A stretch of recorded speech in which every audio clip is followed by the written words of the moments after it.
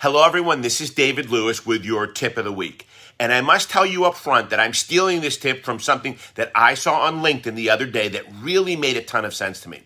It was a caption that started out with an initial question that asked, would you be upset if you had $10,000 in the bank and you found out that someone stole $10 of that money? And like most, I answered that question in my head by stating, no, I would not be that upset if someone only stole $10 of that money. My life would go on without any real concerns, consequences, or anger. Then there was a follow-up statement that stated, so why would you ever worry about a few bad minutes in a day with 1,440 minutes in it? And that really made me think.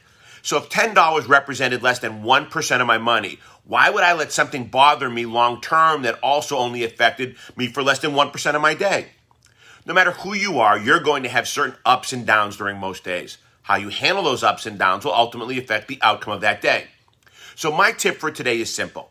To be successful long-term, you have to put all that happens to you into perspective of reality. Don't let the little things eat up your energy and let the bigger levels of success rule the day.